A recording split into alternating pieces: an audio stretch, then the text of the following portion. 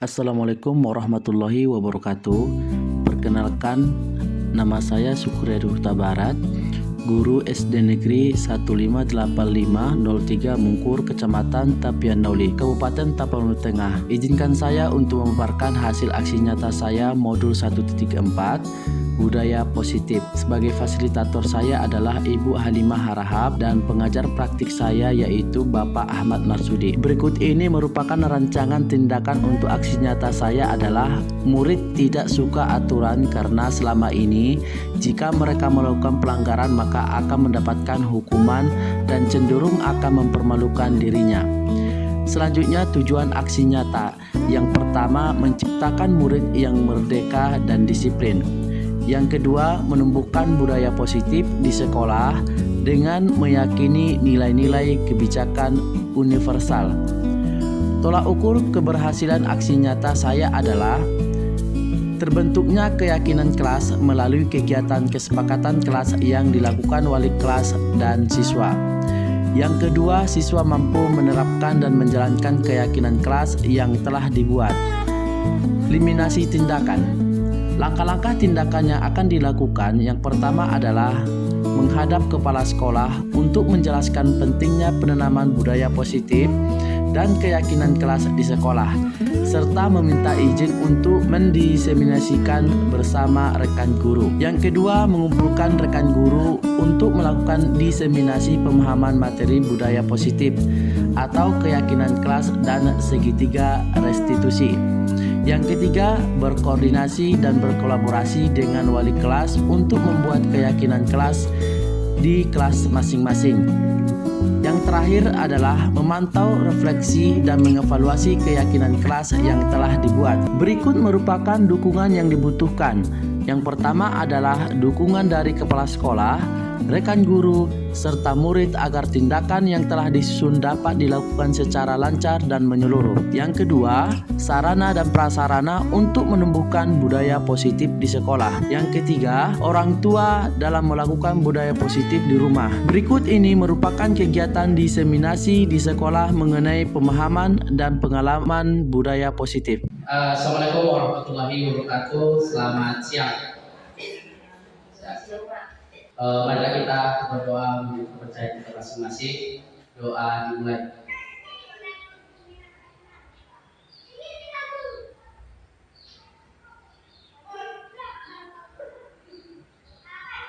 Doa selesai. Oke, apa kabar ibu semua? Sehat. Alhamdulillah ya. Sekali lagi saya ucapkan terima kasih kepada ibu semua yang berkenan hadir pada kesempatan ini dalam kegiatan sosialisasi budaya positif. Ada 4 nantinya yang akan saya jelaskan. Sebenarnya waktunya tidak cukup untuk hari ini gitu, karena nanti ini kan panjang untuk belajarnya gitu. Sebelumnya Bapak Ibu, saya tanya dulu. Nah, di sini ada emoticon. Kira-kira Bapak Ibu silahkan pilih emoticon di depan ini. Pilih emoticon di depan ini. Ya, pilih emoticon 2 yang mewakili perasaan Bapak Ibu. Silakan, saya tunggu 1 menit. Silakan pilih 2 emoticon yang mewakili perasaan ibu, bapak, ibu saat ini. Ibu sekalian saat ini. Silakan dipilih.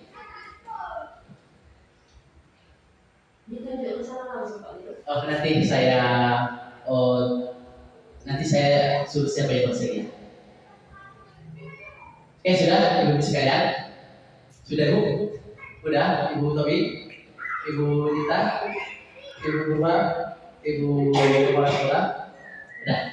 Nah, sekarang siapa yang kira-kira yang bersedia untuk menyampaikan emoticon yang sesuai dengan kondisi saat ini? Ayo, siapa yang bersedia? Silakan tunjukkan. Oke, kalau tidak ada yang bersedia, saya tunjuk dulu Ibu Aisyah. Silakan Ibu Aisyah. Berdiri aja. Silakan dipilih urutannya dari kiri ke kanan ya. 1, 2, 3, 4, 5, 6. Terserah dipilih yang mana sesuai dengan perasaan hari ini, kondisi hari ini. Yang ini, ya. Terus yang kedua, oh yang ini. Yang kedua, 1, 2, 3, 4, nomor 4 lagi ke samping kiri. ini. Oh ya. Oke, saya tanya dulu. Maksudnya dulu. Kenapa ibu memilih emoticon lagi apa? Lagi dicintai ya? Ya, dicintai. Kenapa? Baru saja Iya. banyak orang baik di sekeliling saya. Oh ya, karena banyak orang baik di sekeliling ibu ya. Nah, kalau yang memuntah kenapa? Alasannya? Capek. Oh, karena kecapean. Kenapa bisa kecapean? Karena nggak bisa membagi waktu. Oh, karena saat ini belum bisa membagi waktu. Oke, tepuk tangan dulu untuk PSK setelah menyampaikan hasil kondisi pada saat ini. Selanjutnya siapa yang bersedia lagi? Bagaimana dengan kepala sekolah? Oke, silakan. Mana dulu? Boleh bu, izin ya bu. Sama pilihan Bu Elsa juga nomor 1 saya. Nomor 1 dan Elsa mencintai Febri. iya. Satu lagi bu. Satu lagi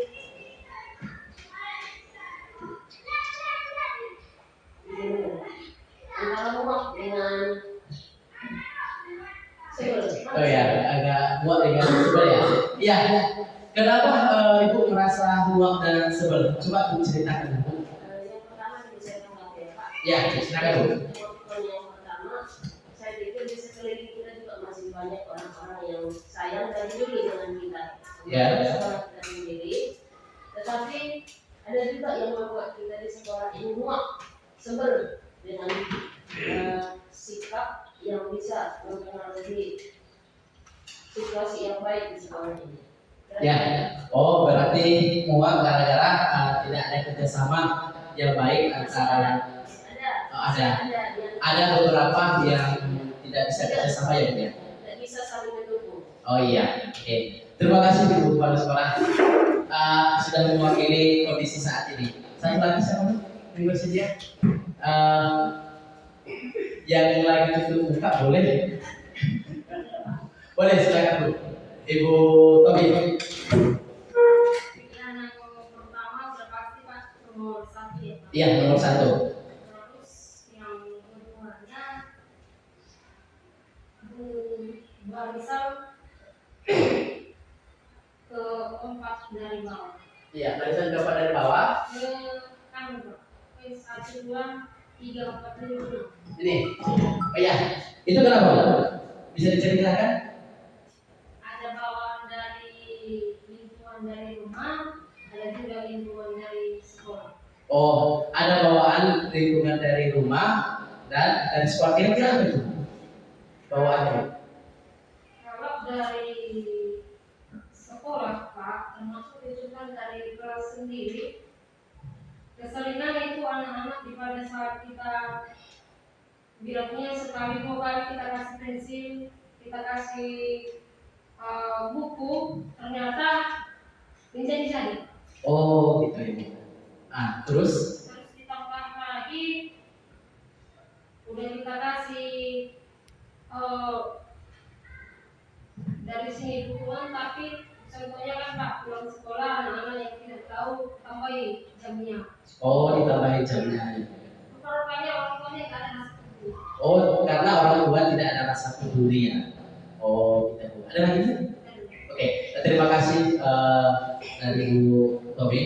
Oke, dari kondisi ini Bapak Ibu, ibu sekalian menerangkan bahwa itulah kondisi kita saat ini. Nah, kalau kita pun belajar, kita tidak bisa memaksakan peserta didik kita. Mau mereka senang ketika mereka muak apa sakit, kita harus menanyakan kondisi itu dan menanyakan Bagaimana alasannya? Biar kita tahu kondisinya anak tersebut tidak kita paksakan untuk belajar. Karena saat ini kita menggunakan kurikulum merdeka. Kita tahu kondisi anak biar kita bisa menyesuaikan apa maunya gitu. Nah seperti itu. Jadi inilah yang perlu saya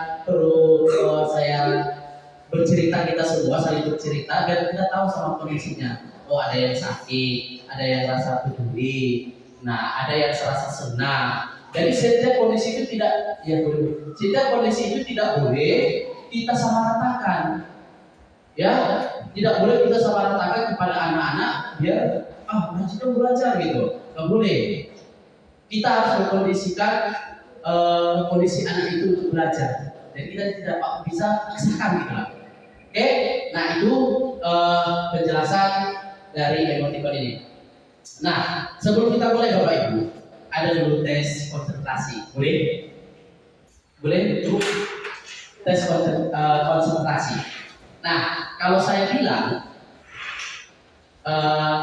tepuk tangan 1 kali, berarti kita tepuk tangan.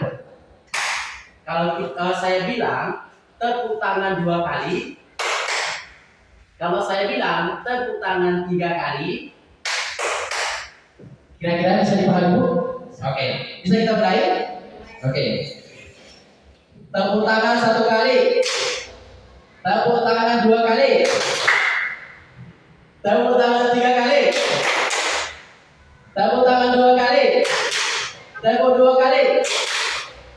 Berarti tidak ada yang konsentrasi di siang hari ini. Oke, saya ulangi lagi.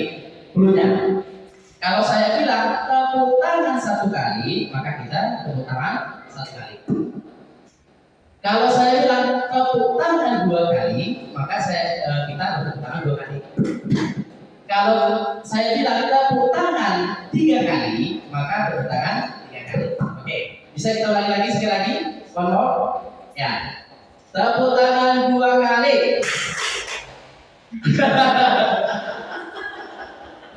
Tepuk tangan 1 kali. Tepuk 3 kali. Tahu nggak di mana Bapak Ibu? Ketidakfokusannya. Oke. Kalau saya bilang tepuk tangan 1 kali, maka 1 kali. Tepuk tangan 2 kali, maka 2 kali. Tepuk tangan 3 kali, maka 3 kali. Kalau saya bilang tepuk 3 kali, benar nggak pernyataan? Apa yang perlu? Tangan. Nah, itu adalah melatih konsentrasi anak di kelas, biar kembali fokus gitu.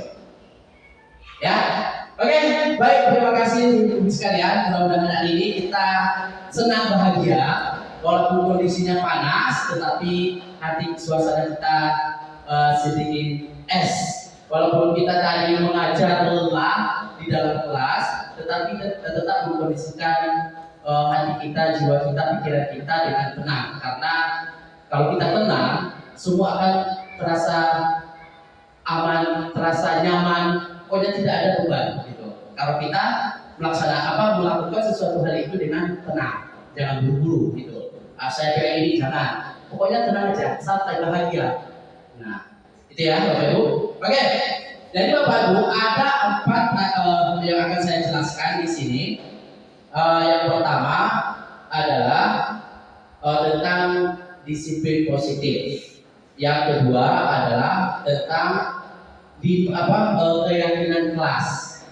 Baru yang ketiga adalah posisi kontrol. Dan yang terakhir adalah segitiga restitusi. Nanti saya jelaskan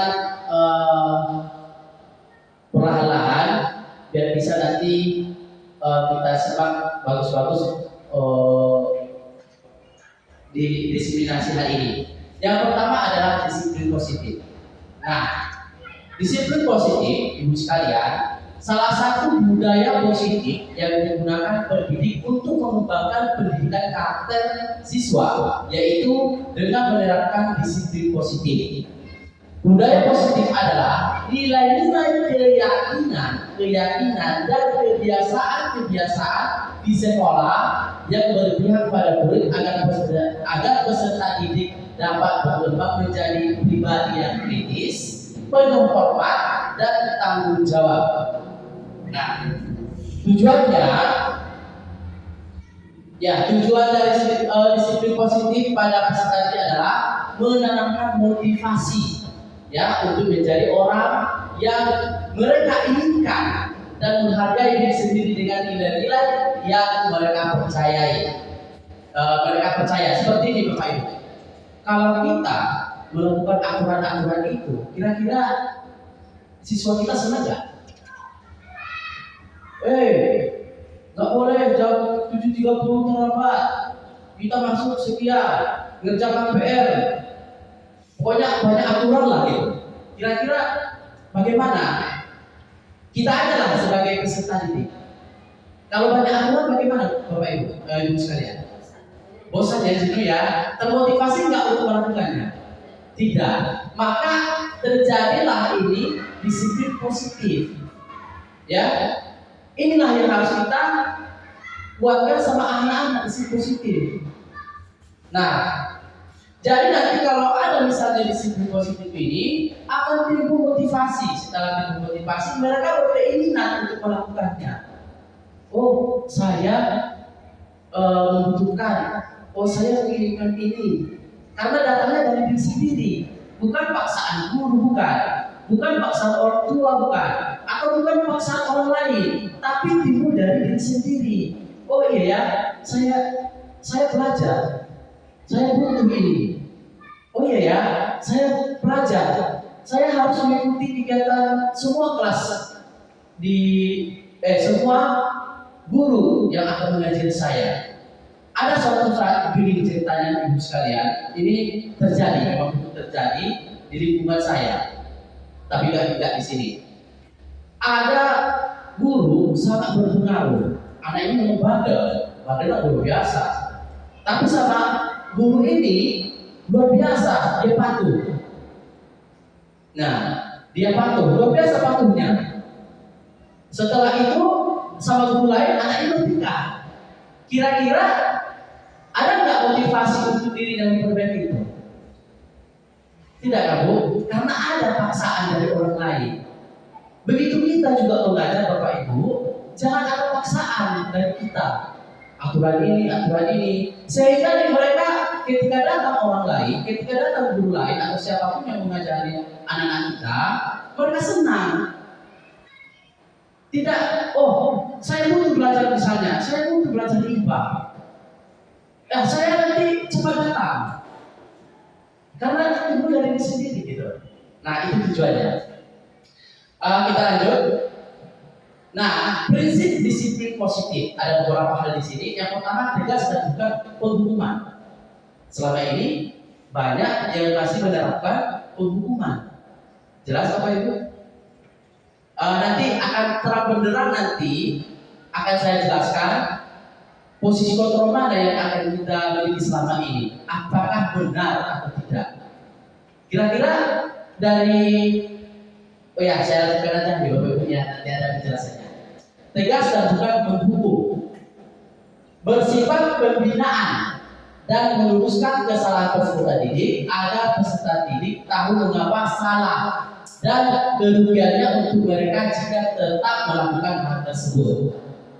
Selanjutnya, memberikan konsekuensi yang tidak merugikan peserta didik.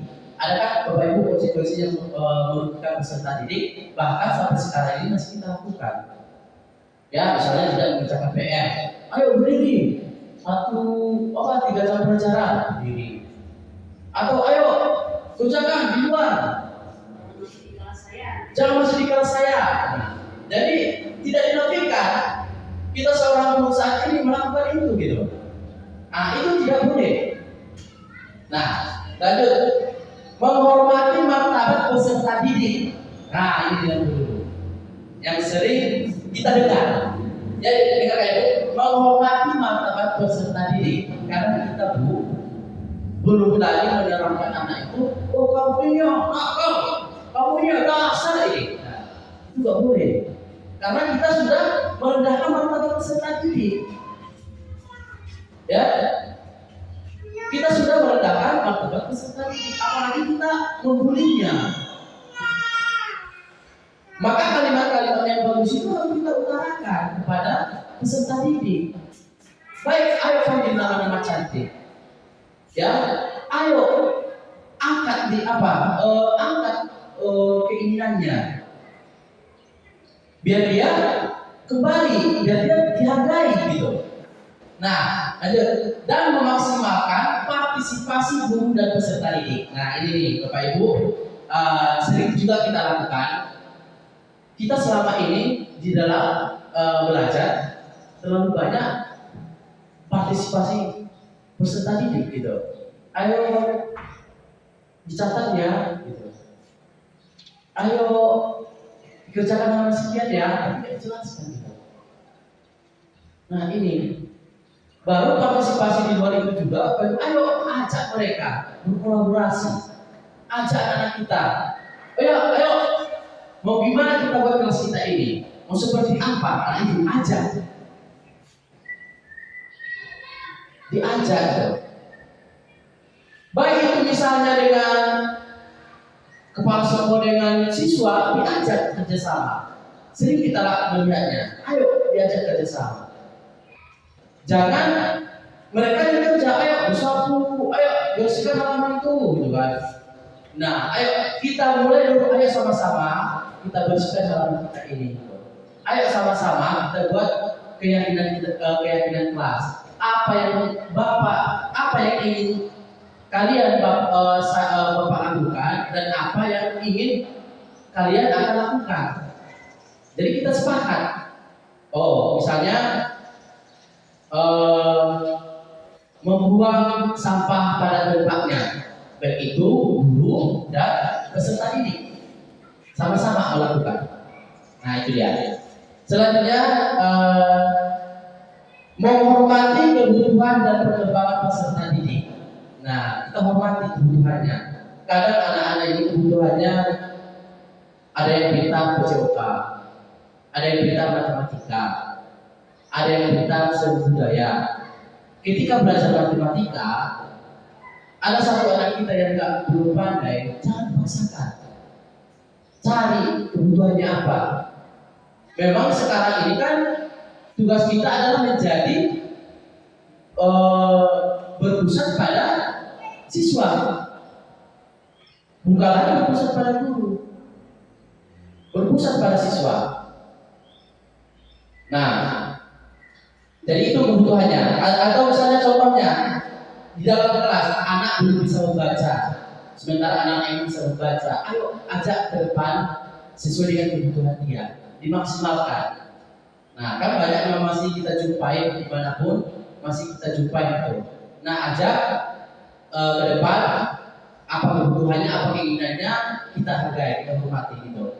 Selanjutnya adalah menghormati motivasi dan sudut pandang kehidupan peserta didik. Nah ini, sering kita, Bapak Ibu, tidak menghormati apa yang dikatakan oleh peserta didik, tidak memberikan peluang untuk berpendapat gitu.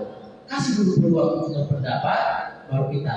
Karena itu nanti akan dia merasa termotivasi dan merasa, oh saya dihargai dong gitu.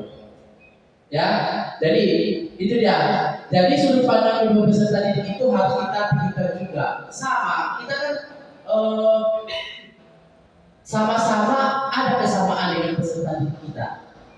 Kalau kita misalnya disakiti, tentu kita merasa sakit. Begitu juga anak-anak. Karena anak-anak peserta didik kita tidak bisa mengungkapkan itu, makanya mereka tidak bisa memuaskan.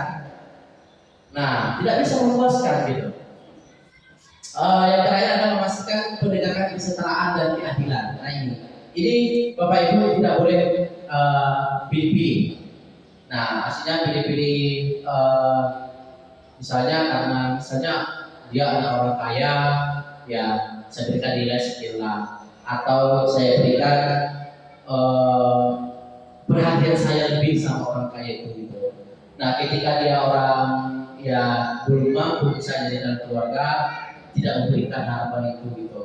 Atau anaknya pintar gitu, anaknya pintar itu juga dari terus, itu juga dari tunjuk. Nah, nggak pernah kesempatan kepada anak-anak yang belum mampu gitu. Kasih kesempatan. Ayo, bagaimana dengan abang ini ada pendapatnya? Nah, kasih kesempatan. Karena ya kesetaraan dan keadilan itu pasti dituntut oleh peserta didik kita.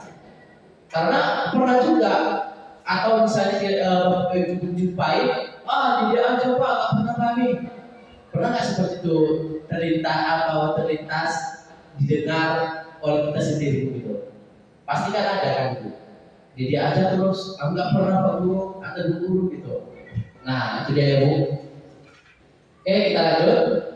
Cara melaksanakan disiplin positif. Yang pertama adalah mengajarkan peserta didik tentang hak, tanggung jawab, aturan dan norma. Nah ini dia. Jadi kita tahu dulu haknya apa, tanggung jawabnya apa, aturannya seperti apa, dan normanya yang kita harapkan seperti apa gitu. Nah, mengajarkan peserta didik cara untuk mengolah tindakan mereka melalui pengembangan kecakapan hidup dan keterampilan sosial. Karena kan keterampilan sosial ini masih banyak anak kita yang kadang diam di kelas, kadang yang nggak mau berinteraksi. Nah, itu seperti menghargai orang lain. Nah, di sini masih banyak kita jumpai anak kita tidak menghargai teman-temannya, gitu. Bahkan membuli ya, bahkan membuli. Nah, kerjasama. Kira-kira pernah nggak kalau itu sudah mulai saya lihat kerjasama antara murid, antara siswa untuk melakukan sesuatu hal itu. Komunikasi. Nah, komunikasi ini perlu kita tingkatkan, ibu sekalian, karena komunikasi ini sangat penting. Karena biar tidak ada kesalahpahaman antara guru dengan murid, antara guru dengan guru. Nah, agar tidak ada kesalahpahaman di antara kita semua dan menyelesaikan masalah. Diselesaikan masalah ini, dicari solusinya benar-benar solusi dan saling memaafkan apabila sesuatu itu terjadi gitu. Selanjutnya adalah mengembangkan kesadaran anak akan dampak dari tindakan mereka terhadap orang lain baik atau buruknya. Nah, disadarkan anak itu kira-kira bagus nggak yang kalian berbuat seperti itu kan? Nah, disadarkan. Nah, ketika pun melakukan seperti itu lagi, disadarkan lagi. Nah, karena itu adalah pembinaan, ya. Kalau namanya pengembangan kesadaran bisa nggak secara instan Bapak Ibu? Tidak bisa ya. Berarti dia terus kita sadarkan gitu, karena kebiasaan. Nah, selanjutnya menunjukkan keinginan peserta didik untuk menjadi lebih peduli dan menghormati orang lain. Nah, di sini peserta didik dibiasakan untuk lebih peduli. Nah, lebih peduli baik itu sama temannya dalam satu kelompok, baik itu sama gurunya, begitu juga gurunya peduli sama anaknya. Nah, itu harus kita timbulkan sama peserta didik dan menghormati orang lain. Karena ketika berpendapat temannya diejek, nah, ketika tidak pas sesuai dengan pendapatnya dimarah-marahi gitu. Nah, yang terakhir adalah meningkatkan pemahaman peserta didik tentang bagaimana keyakinan dan hasilnya dapat melindungi hak dan kebutuhan seseorang. Nah, jadi itu adalah cara melaksanakan disiplin positif. Kita lanjut, Ibu. Untuk menerapkan budaya disiplin positif dalam proses kita belajar di kelas dapat dilakukan dengan membentuk lingkungan kelas yang mendukung terciptanya budaya positif tersebut. Salah satunya yaitu dengan membuat keyakinan kelas. Nah, ini keyakinan kelas antara guru dan siswa, yang mana guru dapat mengajak siswa untuk terlibat dan bertanggung jawab, terlibat dan bertanggung jawab dalam menjalankan disiplin tersebut, sehingga akan membantu guru dalam membentuk budaya disiplin positif seperti yang diharapkan. Hal ini tentunya dapat membantu proses kegiatan belajar mengajar guru yang terasa lebih mudah dan tidak menekan siswa. juga dapat membantu siswa dalam mengeksplorasi kemampuan dalam berkomunikasi. Seperti ini Bapak Ibu sekalian. Ketika kita berkolaborasi dengan anak kita untuk membentuk keyakinan kelas, berarti anak ini berpikir, oh guru saya kan ikut melaksanakannya, bukan kami aja yang melaksanakan. Ketika guru saya terlambat, pasti saya akan ketika guru misalnya, tentu kita harus menyadari kesalahan tersebut. Apa yang kita lakukan? Minta maaf. Pak Guru tidak akan Pak Guru tidak akan terlambat lagi gitu. Nah, jadi nanti lama-kelamaan mereka akan merasa nyaman, ya, merasa nyaman, dan dengan tujuannya proses kita belajar mengajar berjalan dengan baik sesuai dengan harapan kita sebagai seorang guru. Nah, itu dia. Oke, nah itu adalah tentang disiplin positif. Selanjutnya materi berikutnya adalah keyakinan kelas. Oke, ibu sekalian, ini kayaknya saya mau bikin materi ini semua ya. Oke, keyakinan kelas. Nah, ini yang perlu kita lakukan ibu sekalian. Di sini ada mengapa keyakinan kelas, mengapa tidak peraturan kelas saja. Ada yang tahu? Saya tunggu. Mengapa keyakinan kelas, mengapa tidak peraturan kelas? Izin sebentar ibu.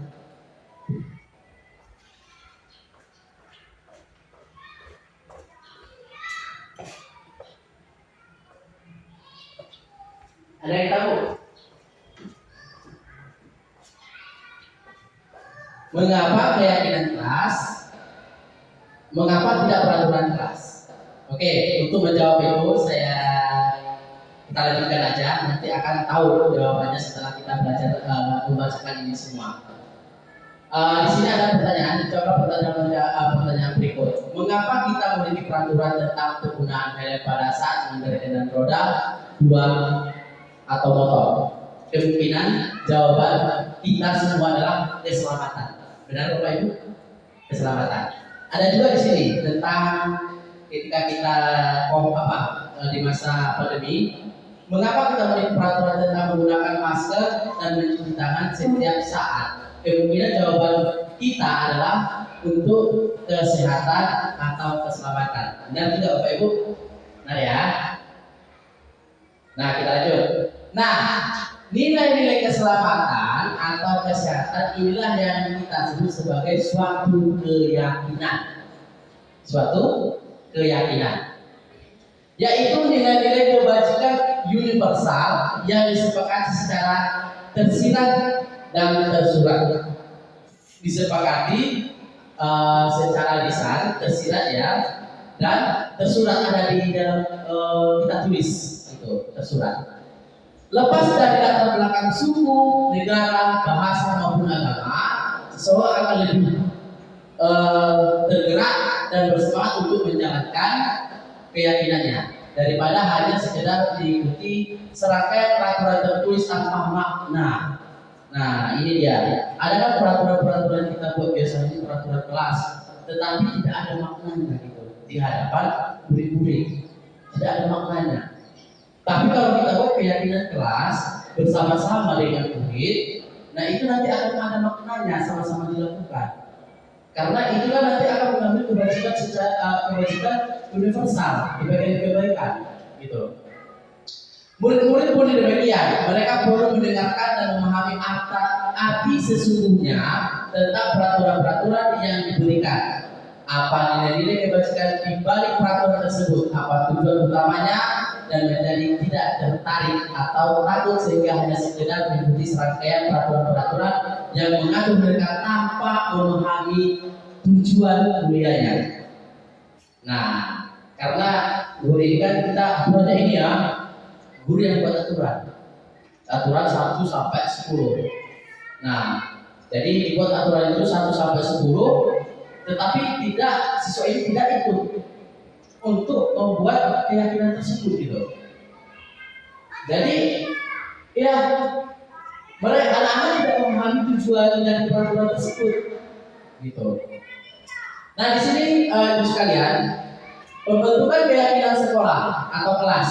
Nah di sini ada sekolah ada kelas. Jadi nanti perlu sama-sama nanti kita buat ibu sekalian keyakinan apa nanti yang akan kita lakukan nanti ke depannya. Ya boleh nanti kita buat ibu sekalian ya keyakinan apa biar nanti bisa kita laksanakan gitu.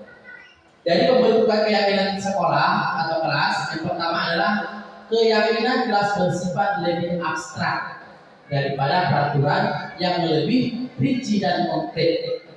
Nah, jadi abstrak dia artinya Bapak Ibu masih bisa dimaafkan gitu, tidak misalnya begini aturannya dilarang terlambat. Nah, itu kan langsung lebih rinci ya dia. Dilarang terlambat gitu. Lebih baik kita gunakan misalnya semua warga kelas berusaha datang tepat waktu. Lebih positif nggak kira-kira bahasanya semua seperti itu? Lebih positif. Nanti anak-anak pun ya semua berarti gurunya pun ikut, kami juga ikut. Nah, jadi ada kesetaraan itu di situ. Selanjutnya keyakinan kelas berupa pernyataan universal, artinya secara umum pernyataannya. Jadi kita nanti bisa komunikasi ketika siswa melanggar keyakinan kelas, ada komunikasi. Setelah komunikasi nanti tujuannya belum ada. Jadi tidak serta-merta menyalahkan anak tersebut, tetapi anak itu yang merasa bersalah dan melakukan apa nanti yang akan dilakukan anak tersebut. Nah, ya. Pernyataan keyakinan kelas senantiasa dibuat dalam bentuk positif, jangan ada dilarang, jangan ada, ya jangan. Nah, artinya positif dibuat. Tadi seperti contoh yang saya buat tadi. Nah, keyakinan kelas hendaknya tidak terlalu banyak sehingga mudah diingat dan dipahami oleh semua warga kelas. Nah, itu adanya. Atau yang terakhir adalah bersih mengajar yang sering kita lakukan. Kalau dari saya sih Pak, menurut situasi kondisi ya Pak, saya bisa memilih nomor 1, bisa juga memilih nomor 3. Oh, bisa. Oh, berarti kondisinya ya. Berarti bisa memilih posisi penghukum dan bisa memilih posisi teman. Oke. Nah, bisa kita lihat dulu. Atau ada lagi Bu? Oh, silakan Ibu dulu. Kita tanya. Kira-kira yang sering kita lakukan lah gitu. Poin pertama posisi Poin penghukum dan posisi pemantau. Posisi penghukum dan posisi pemantau. Oke, kita lihat dulu video ini, mudah-mudahan bisa buka. Oke.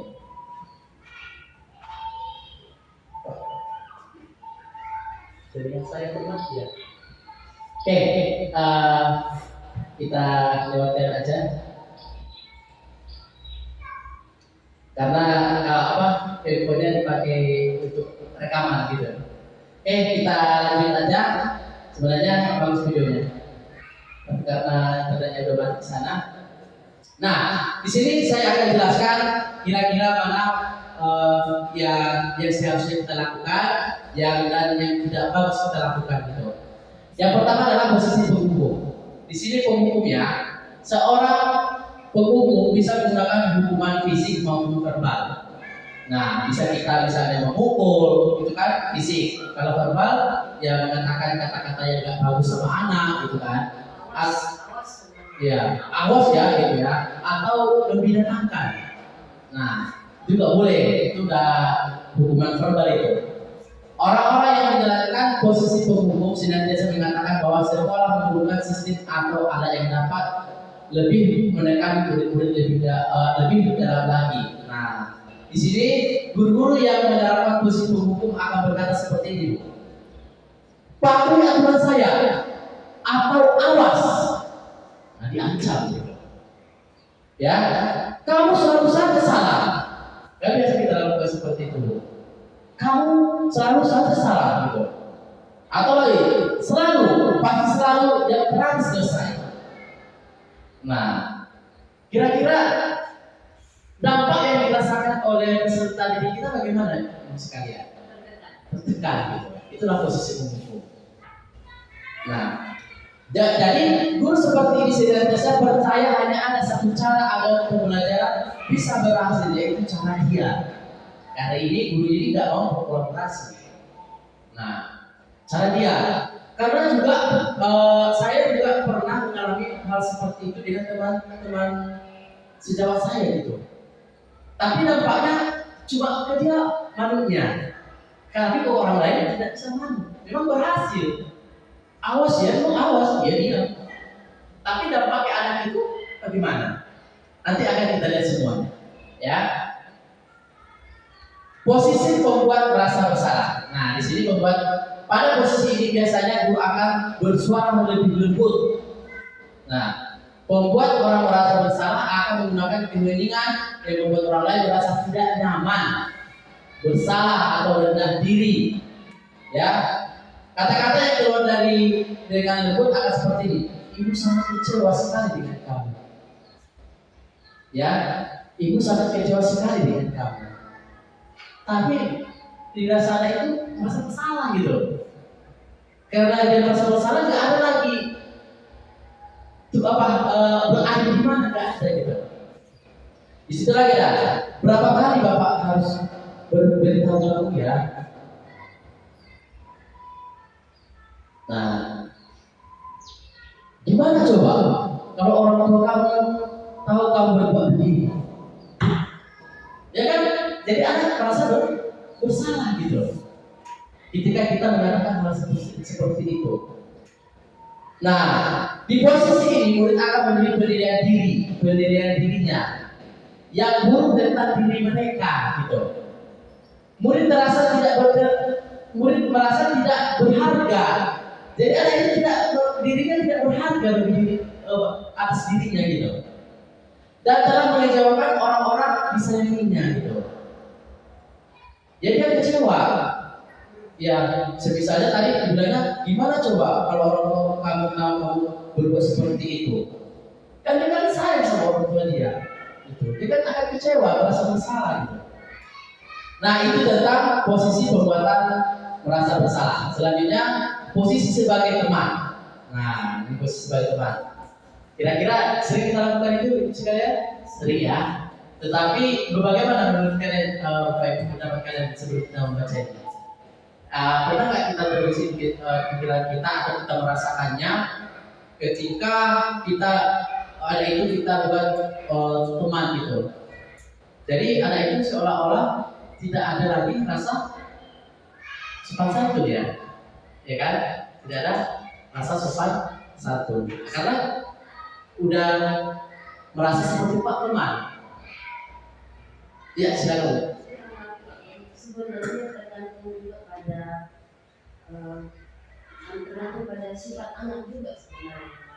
Ada sebagian seperti kebetulan ya saya nggak selalu masuk di kelas ya. Tapi saya secara umum memberikan ini posisi sebagai teman ini untuk secara umum dari kelas 1 sampai kelas 6. Seperti yang saya lakukan masih ada sebenarnya. Di satu sisi ini bisa sedikit mengubah sifatnya yang dulunya urakan sekarang menjadi lebih sopan. Hanya saja memang karena tidak mendukung antara guru dengan guru sekolah dengan keluarga di rumah, jadi tujuan atau sasaran yang kita inginkan itu tidak tercapai. Kalau dia katakan dia merasa sepele dengan saya, enggak sebenarnya. Hanya kurangnya dukungan dari keluarga atau dari rumah sehingga tidak tercapai sasaran yang saya inginkan. Oh gitu ya Bu ya. Ya memang seperti itu Bu. Tapi akan kita merasakan nanti anak itu akan ya bertindak sesuai dengan temannya gitu. Tidak menghargai gurunya lagi, tidak menghargai kepala sekolahnya seperti itu. Atau dia mengeraskan kepadanya misalnya gitu, Pak Guru gitu kan, agak-agak apa dia, Pak Guru gitu. Nah, itu salah satu dampak yang akan diterima oleh murid kalau kita sebagai berperilaku sebagai teman. Tapi itu sah-sah saja ya. Nanti kita lakukan bagaimana kondisinya. Tetapi ada nanti saya akan jelaskan semua. Jadi guru pada posisi ini tidak akan menyakiti murid, namun akan tetapi berupaya mengontrol murid melalui persuasi. Nah, posisi teman pada guru bisa negatif atau positif sama seperti dibilang ibu, dia dan kondisinya. Gitu. Positif di sini merupakan hubungan baik yang terjalin antara guru dan murid, ya tentunya, ya bu ya. Guru di posisi teman menggunakan hubungan baik dan humor untuk mempengaruhi seseorang. Mereka akan berkata seperti ini. Ayo bantulah demi bapak ya. Jadi kan seorang seperti teman. Ayo ingat tidak bantuan bapak selama ini. Ayo ingat bantuan bapak selama ini. Nah, itu kan. Kira-kira kalau saya ngomong seperti itu sama itu bagaimana?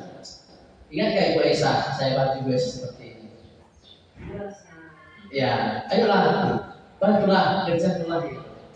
Nah, seperti itu. Kan ada kan rasa seperti itu ya. Nah, ya sudahlah, kali ini tidak apa-apa, nanti ibu bantu bereskan. Nah, jadi ada antara kolaborasi antara guru dengan siswa, tapi sudah membantu. Hal negatif dari posisi teman adalah bila suatu saat guru tersebut tidak membantu. Nah, tidak membantu, maka murid akan kecewa dan berkata, saya pikir bapak ibu teman saya. Nah, seperti itu. Dan saya pikir bapak ibu teman saya. Jadi murid merasa kecewa dan tidak mau lagi berusaha. Hal lain yang mungkin timbul adalah murid hanya akan bertindak untuk guru tertentu dan tidak untuk guru lainnya. Murid akan tergantung pada guru tersebut. Jadi ada ketergantungan. Itu adalah posisi sebagai teman. Nah, di sini posisi sebagai pengontrol. Monitor berarti mengawasi. Ya, pada saat kita mengawasi, kita bertanggung jawab atas perilaku orang-orang yang kita awasi. Posisi pemantau berdasarkan pada peraturan dan konsekuensi. Dengan menggunakan sanksi atau konsekuensi, kita dapat memisahkan hubungan pribadi kita dengan murid. Sebagai seorang yang menjalankan posisi pemantau, pertanyaan yang diajukan sebagai pemantau, nah seperti ini. Peraturannya apa? Ya kan? Peraturannya apa? Gitu. Apa yang telah kamu lakukan? Nah itu posisi kontrol ya. Sanksi atau konsekuensi apa? Gitu. Nah misalnya seperti ini, kita membuat peraturan kelas. Siapa yang tidak mengerjakan PR akan membayar 2.000. Jadi anak ini tidak mengerjakan PR. Datanglah kita. Abang atau bapak? Iya. Sanksi atau konsekuensinya kamu nggak Pak? Tahu. Apa? Membayar 2.000. Nah seperti itu. Jadi itu ada yang bisa dikatakan positif, ada yang bisa dikatakan tidak agak tidak tulus lah gitu. Karena dengan aturan tersebut gitu. Nah, seseorang pemantau sangat menandakan penghitungan, catatan, data yang dapat digunakan sebagai bukti atau perilaku seseorang. Jadi semua itu ditulisnya.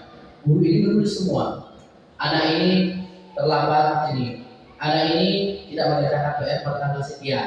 Catat semua data-datanya, diperhitungkan. Nah itu maksudnya sini. Posisi ini akan menggunakan stiker atau slip catatan daftar cek biasa kita. Kalau anaknya misalnya 100, cok nilai A. Kalau anaknya dapat misalnya kurang beruntung, cok nilai D. Nah, ada masih sering kita lakukan itu. Ada beberapa sekolah yang melakukan itu. Tapi seluruh saya tidak pernah melakukan itu. Karena itu yang menurut saya karena saya kira itu belum memiliki modal ya pada saat itu. Nah, posisi monitor sendiri berawal dari teori stimulus respon. Nah, disitulah berawalnya. yang menunjukkan tanggung jawab guru dalam mengontrol murid. Nah, itu dia ibu sekalian tentang posisi sebagai pengontrol. Yang terakhir adalah posisi sebagai manajer. Posisi terakhir adalah manajer, yang mana posisi mentor di mana guru berbuat sesuatu bersama dengan murid. Nah, di sini sesuatu bersama dengan murid berarti ada kolaborasi. Mempersilahkan murid mempertanggungjawabkan perilakunya, mendukung murid agar dapat menemukan solusi atas permasalahannya sendiri. Nah, jadi anak ini dituntut untuk menemukan solusinya. Guru apa tugasnya? Mengarahkan atau mempersilahkan, mendukung murid itu untuk mencari solusinya dan dia sendiri timbul. Ya, dari diri sendiri timbul. Seorang manajer telah memiliki keterampilan di posisi teman. Nah, ini jelaskan itu sekalian. Seorang manajer telah memiliki keterampilan di posisi teman maupun pemantau, dan dengan demikian bisa jadi di waktu-waktu tertentu kembali kepada kedua posisi tersebut bila diperlukan. Jadi itu sebagai posisi sebagai pemantau, sudah dua lingkup yang digunakan. Sewaktu-waktu bisa digunakan tadi pemantau atau posisi teman. Namun bila kita menginginkan murid-murid kita menjadi manusia yang merdeka, mandiri dan bertanggung jawab, maka kita perlu mengacu kepada restitusi yang dapat dijadikan murid kita seorang manajer bagi dirinya sendiri, di manajer murid diajak untuk menganalisis kebutuhan dirinya maupun kebutuhan orang lain. Jadi itu ibu sekalian, kira-kira setelah belajar ini ibu sekalian, posisi mana yang kita mau gunakan?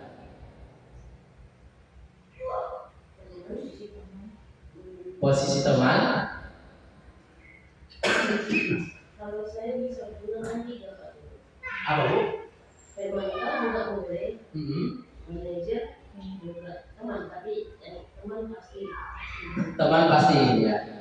Nah, kalau Ibu Tobi, kira-kira setelah belajar ini, sudah belajar ini, kira-kira posisi mana yang Ibu akan terapkan? Teman. Bagaimana dengan Aisyah? Apa? Nomor 1. Jangan Bu, itu enggak bagus. Bagaimana dengan Aisyah? Teman. Oke.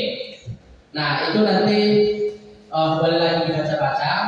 Kalau sesuai prosedurnya ibu sekalian, kita harus memposisi diri kita sebagai manajer, karena itulah yang paling bagus, karena itu sudah diteliti oleh para ahlinya lah gitu, perannya. Nah, ini saya jelaskan dulu. Posisi sebagai manajer ini telah menggunakan segitiga restitusi. Saya cerita sedikit ya, ibu sekalian.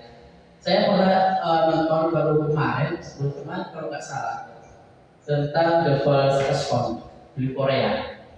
Nah, The First Response ini menggunakan segitiga restitusi. Bagus sekali. Jadi film itu coba nanti dicari dulu. Judulnya filmnya The First Response. Bagus sekali. Itu menggunakan segitiga restitusi pada film tersebut. Luar biasa. Saya juga menunggu season keduanya. Ya. Oke. Nah, jadi mungkin sekalian, di sini ada identitas gagal. Yang identitas gagal itu adalah tumbuh membuat orang merasa bersalah. Ini identitas gagal. Ya, identitas gagal. Karena kita lihat di sini guru berbuat, guru berkata, hasilnya apa? Jadi ada. Yang bagus itu ibu sekalian adalah identitas berhasil atau sukses. Ya, berhasil atau sukses itu adalah perilaku kontrol positif teman pemantau. Perilaku kontrol positif. Kalau kontrol diri, nah ini bisa sama anak mengontrol diri.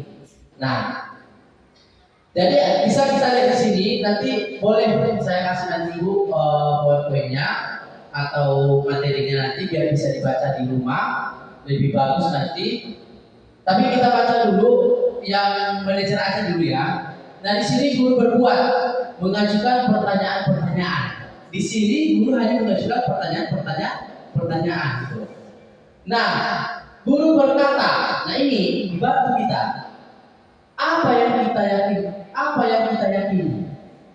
Karena sudah ada tercipta tadi keyakinan kelas. Itu dulu. Karena sudah ada tercipta tadi keyakinan kelas.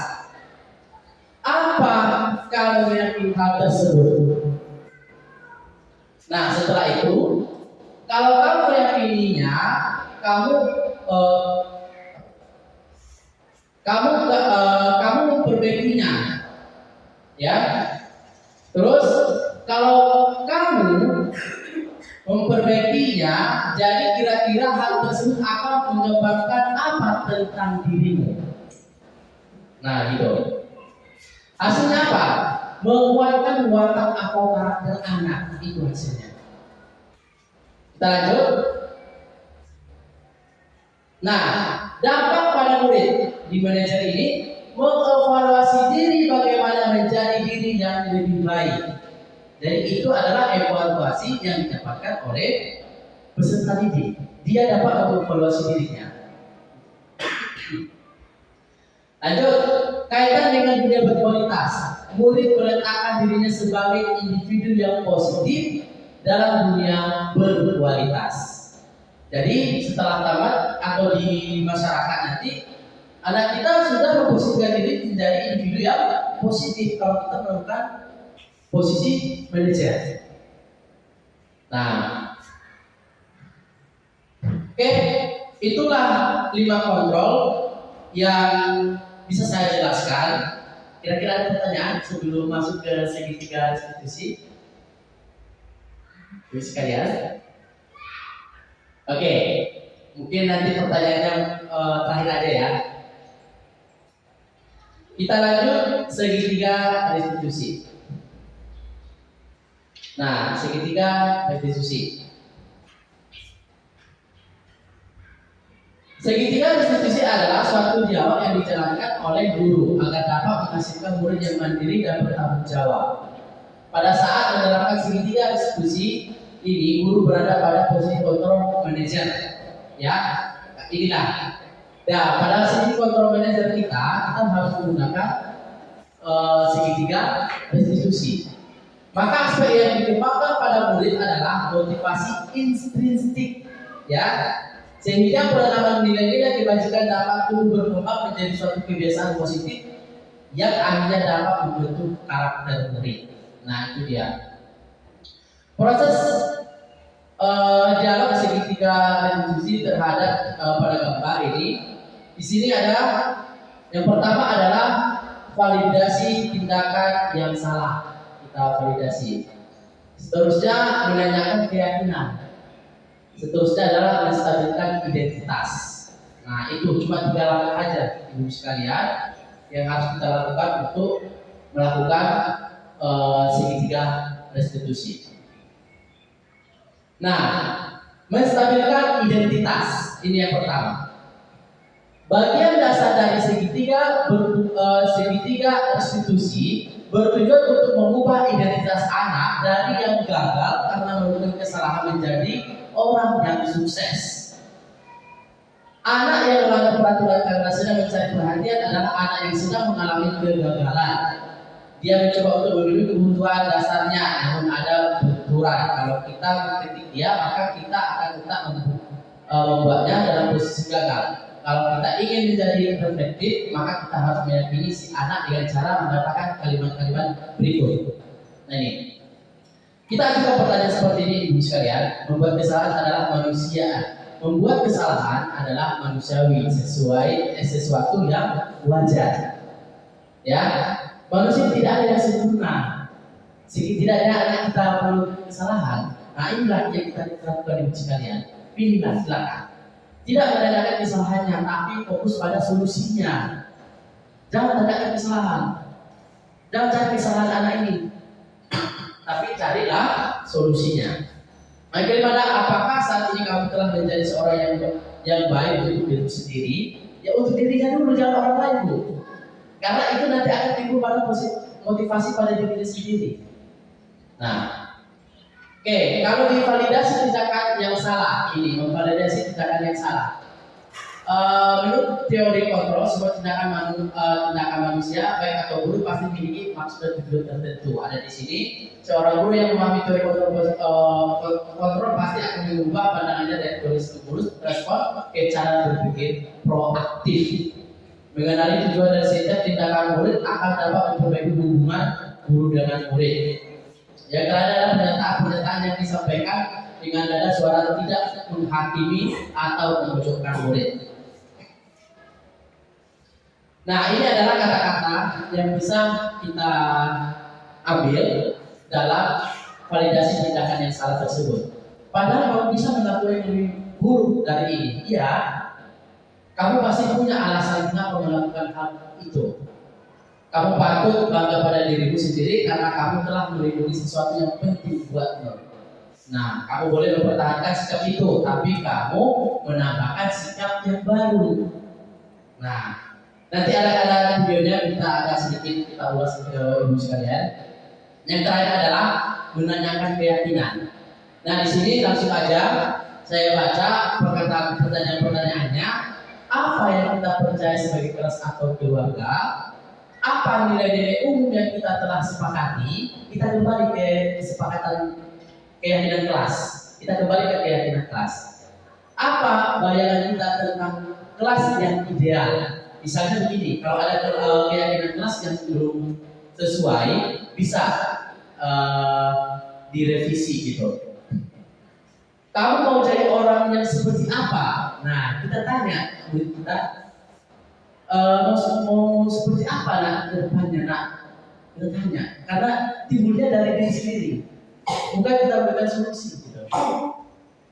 Nah, kira-kira solusi apa yang akan kamu buat selanjutnya untuk lebih baik? Diajak ngobrol, itulah bersuara pendapat. Oke, jadi hal yang perlu diperhatikan dalam sidang restitusi adalah yang pertama, perilaku yang salah perlu dikaitkan dengan nilai-nilai atau keyakinan yang telah disepakati. Kesediaan orang yang melakukan kesalahan untuk memperbaiki masalah, sudah bersedia enggak? Gitu. Pemecahan masalah yang bisa mungkin relevan atau memiliki hubungan dengan masalah yang ada, harus relevan, ibu sekalian. Perlu adanya suatu usaha perbaikan dari pihak yang berbuat salah. Ya, selanjutnya perlu didedikasikan waktu dari pihak yang berbuat salah. Tanyakan kapan akan dimulai berlakunya usaha untuk memperbaiki masalah. Jadi itu ibu contoh ya penerapan segitiga restitusi. Oke, kira-kira ibu sekalian ada pertanyaan bu tempat materi tersebut dengan waktu durasi yang singkat. Aduh. Ayo bisa. Oke, kalau tidak ada lagi ibu,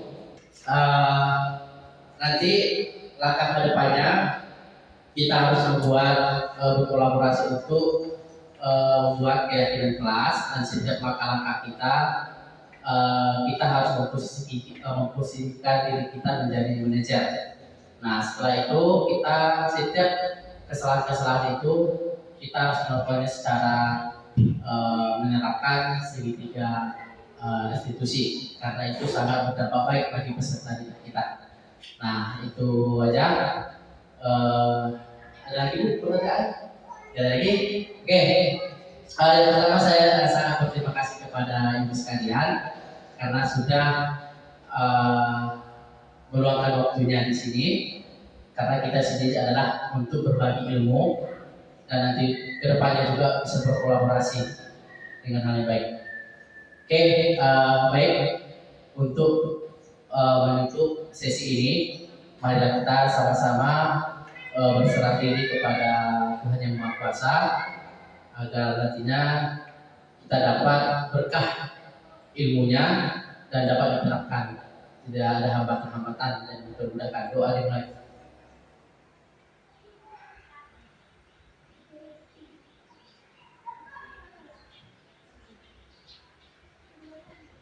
Doa selesai.